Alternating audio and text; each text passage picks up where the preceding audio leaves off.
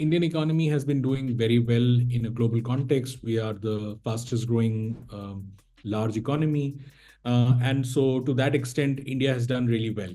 But if you were to look at India's performance relative to its own history, we find that there are a lot of concerns that analysts and observers have. And any finance minister would be aware of this. And the next budget will have to tussle with some of these. Now, the topmost in this is the concern about how to raise people's consumption levels. Typically, India's GDP, 60% of India's GDP comes from the kind of demand that people have in their individual capacity. The money that you and I spend in our individual capacity, buying anything from regular food stuff to a fridge, a car, whatever. And that sort of aggregates, that all that expenditure aggregates to become 60% of India's GDP. Now, what we've seen is that the growth in this component of GDP has been very tepid. People are not spending as much. And now there are different reasons people attribute why people are not spending as much. Some analysts believe that it's because income is not has not grown as much.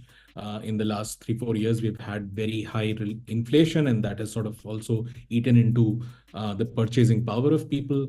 But the fact remains that Indians are not spending as much. And this matters because if Indians do not spend more, then that massive demand boost to the economy will not happen.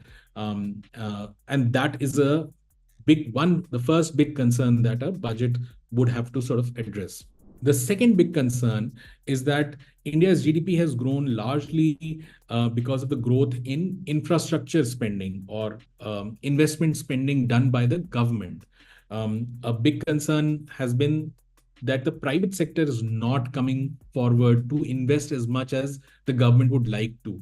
So while the overall numbers look rosy when you think about infrastructure spends or investment spending, they are largely driven by government.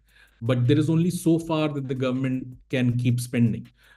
We always know that fiscal deficit is a massive concern all the time. So the second big concern for the budget or the finance minister would be to address this bit, how to get more and more private sector to come and invest in the economy. Remember that the private sector is also bothered about the fact that the personal consumption growth, which was the first point, has been tepid. If people are not spending much, then the private sector feels not terribly confident to go ahead and invest in new capacities. So that is the second big concern, how to incentivize private sector to invest in the economy. The third big concern is the fiscal deficit bit. As I mentioned that, the government has been actually taking a lead in spending and justifiably. But there is a limit to how far the government can continue doing that. The data shows that India's fiscal deficit has not been meeting prudential norms for a very long time. So at some point, that fiscal deficit will start dragging back the economy. Government will either have to let go of it or cut back its expenditure, and that would have its own effect on the overall GDP. But also the fact that if government wants to print money or find some other way to continue having fiscal deficit, that itself has its own problems in fueling inflation or leading to higher taxation. So containing fiscal deficit is again going to be another a big priority for the finance minister. The last concern is inflation. Now, typically we think about inflation as something that the RBI, the Monetary Policy Authority, the Central Bank of India, to address. They are the ones who are sort of legally required to maintain price stability in the economy. But the events of the last 4 or 5 years, where we've seen inflation to be much higher than what RBI was expected to have, it's largely shown the inability of central banks across the world and in India, RBI, to address this kind of inflation, because this is the inflation that is happening because of supply bottlenecks. So first we had supply bottlenecks during the COVID time. Even before COVID, we had unseasonal rains and supply shortages of essential vegetables. And then during the war between Russia and Ukraine, we saw a lot of supply disruptions, and that led to a lot of supply bottlenecks, huge historic spiraling of prices. And central banks have realized in this period that they are absolutely incapable of handling that kind of price rise. There's very little they can do. They can only increase interest rates. But when you increase interest rates, you only control the demand of the people, how much that they can purchase.